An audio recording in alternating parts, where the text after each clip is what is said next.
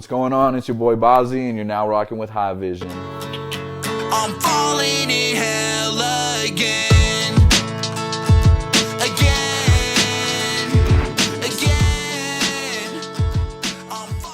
I go by the name of Bozzy, and I guess I'm technically from Truckee, California, but I'm staying out here in Reno for the past year and a half.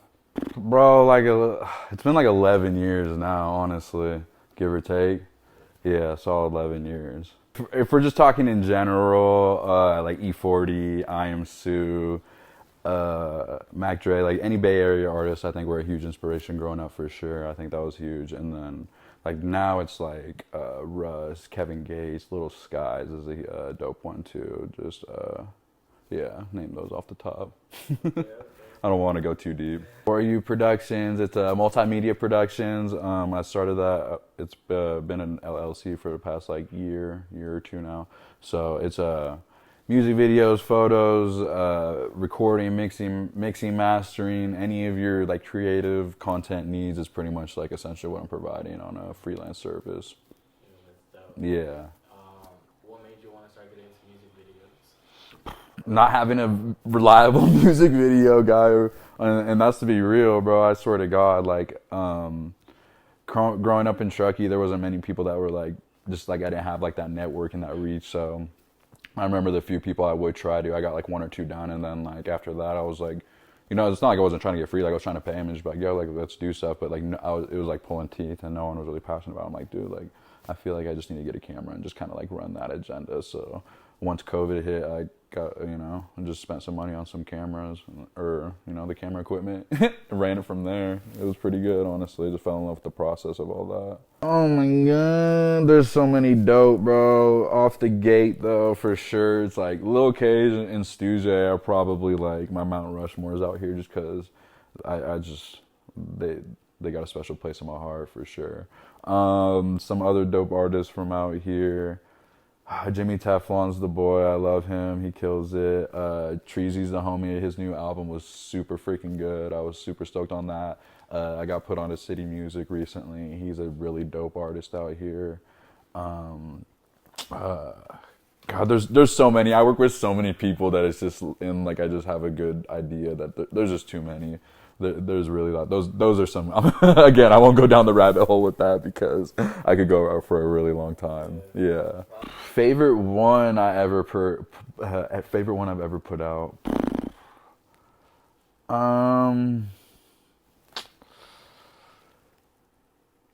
It's like there's like maybe two, and it's for complete opposite reasons. I think That Hurts just because it was hard and it kind of solidified my.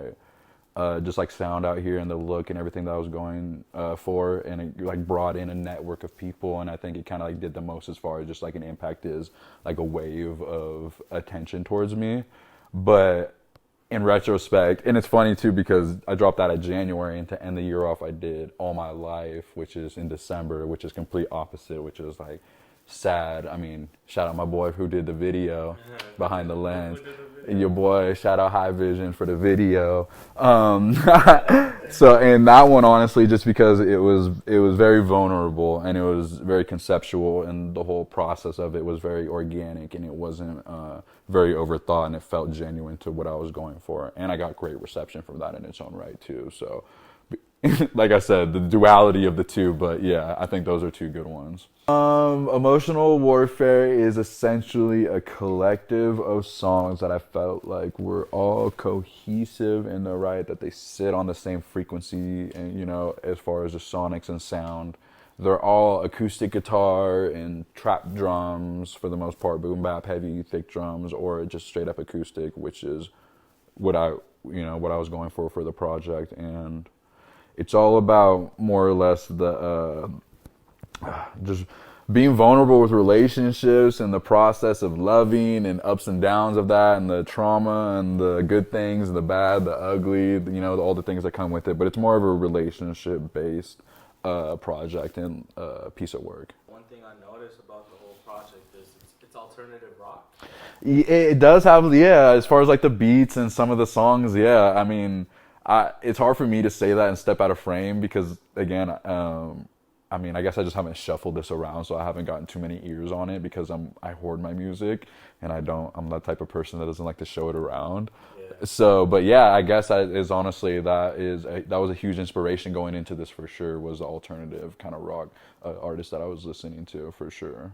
Why alternative Um, One, just since a kid, I always kind of liked that music. I couldn't like go into like crazy depths on like who or like specific songs, but I felt like I just really liked that music growing up.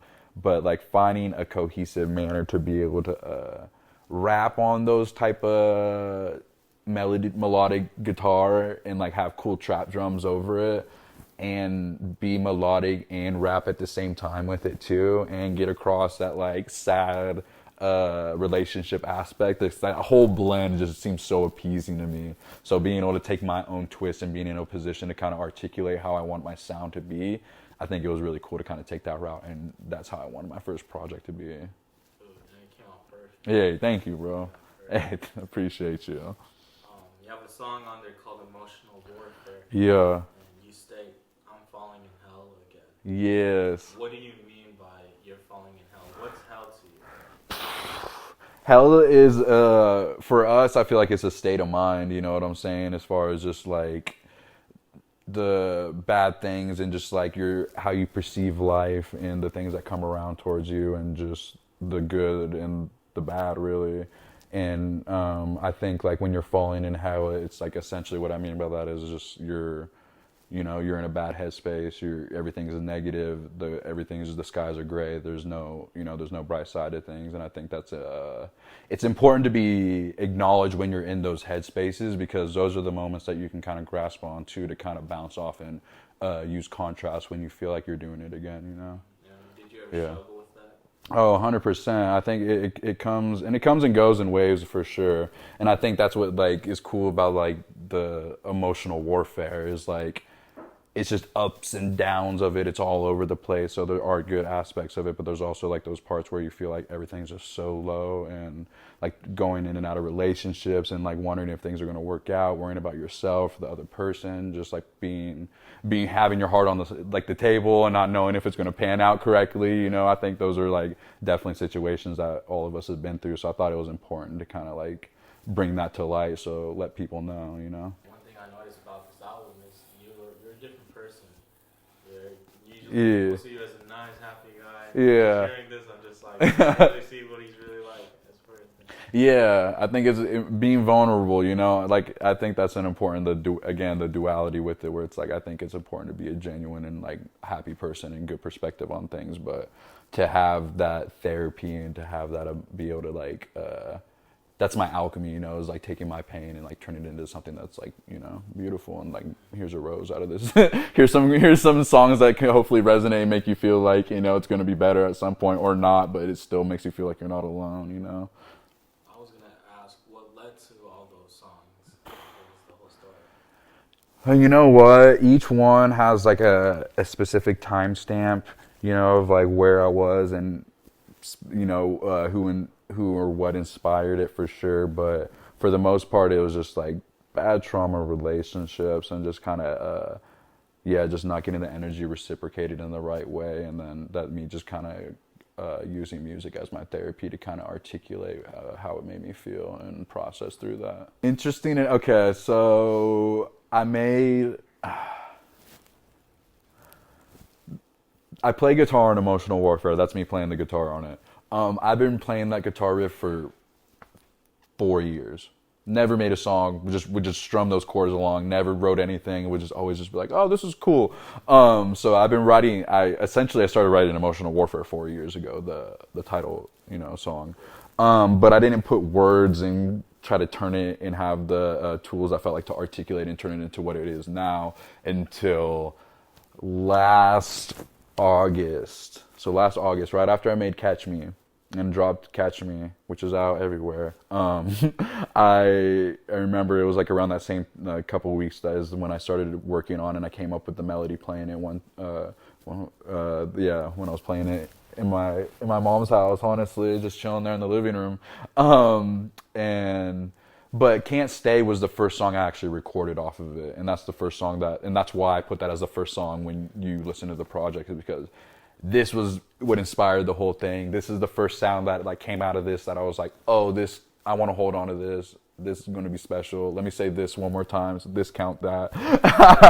But yeah, and I wrote Can't Stay right after I dropped Big Dope. So that was honestly 2020, the summer of 2020. Yep. I recorded that in the basement where we recorded all my life. Yeah. Can't Stay. Yeah, that's dope. Yeah. I like that. So it did take you a while to make this whole album come together. Yeah, because at first I was just making songs and I was just like, I'm working on an album, but I didn't want to put the pressure. So I was like, I'm just going to make songs, put things in the stash, and certain ones that sound like they can be next to each other. And that's eventually was what ended up coming out of it, was like those kind of sonics. Bro, I'm as pretty genuine as it gets. I'm an open book, bro. I'm so nice where it's like, I ain't out to break nobody's heart at the end of the day. I have this unbearing desire to be loved by everybody. So I don't think at the end of the day, I don't want to break anybody's heart. And if I do, then I'm sorry, it wasn't personal. Or you really fucked up. So yeah, I'm a lover boy, bro. Shout out to Champagne Poppy. You're not like Breaker. Yeah, I ain't a heartbreaker like Young Breaker, bro. Not me. Yeah, dude, I was sober. I mean, I maybe off a little bit of weed, you know, but yeah, 100%. I think the yelling was the part where it was just like, Yeah, and damn, yeah. I'm sorry about what. Hey, no, I appreciate that. And shout out to Sequoia Fox, man, my cousin. She really helped me pull that together.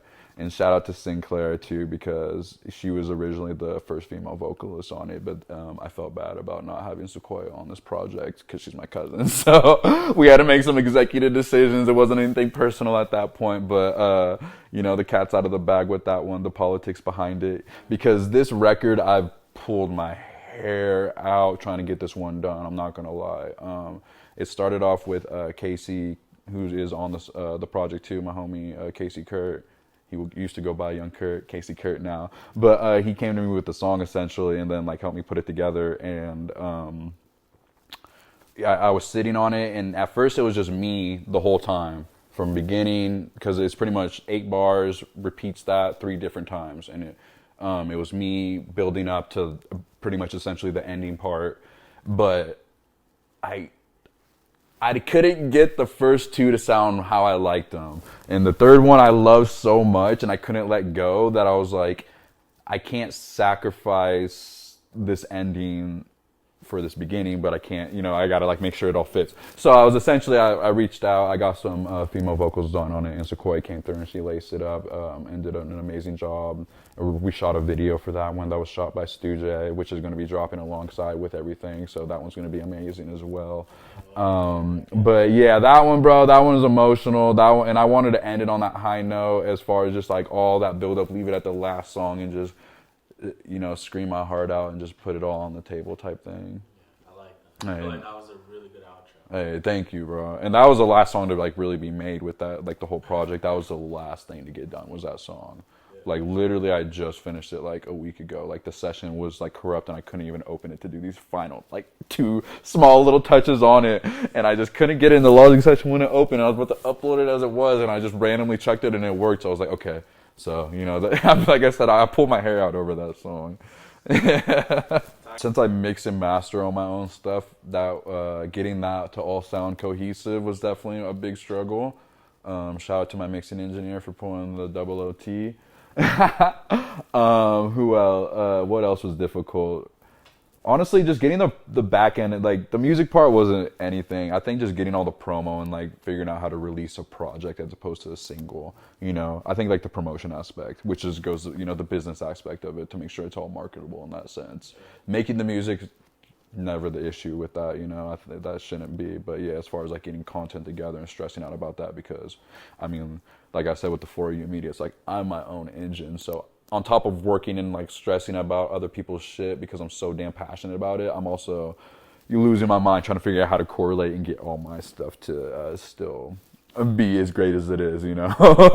Because I hold myself to a certain standard as much as everybody else. So it's like, I think for sure it's just getting the business aspect and all the marketing behind it in order. Oh no.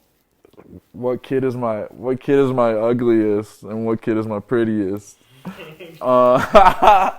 Man, I Can't Stay is probably up there for me. It really is. I think just because it was the first one, and the fact that I made it so long ago, and it's still, I feel so passionate about that record, I think is a huge testament on like how good of a song it is.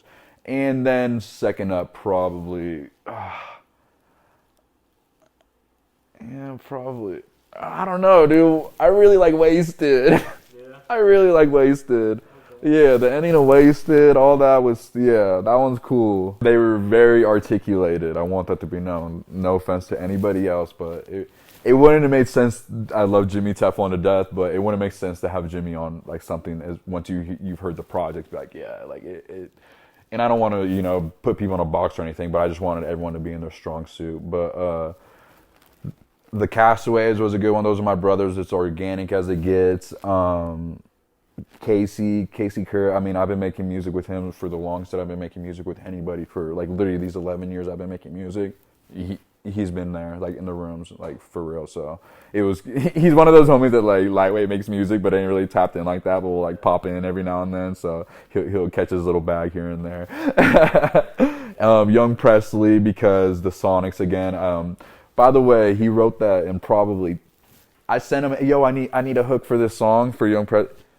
The timestamp, I have it in my phone. 2 to 5 minutes later, hey, here's the hook. I don't know, it was like lightweight already recorded. He had a reference, like I don't know what he'd done. He sent me like it was already like done within like 5 minutes. I swear to God, sent back. It was disgusting. It was disgusting. And then we spent 5 hours doing the vocals for it.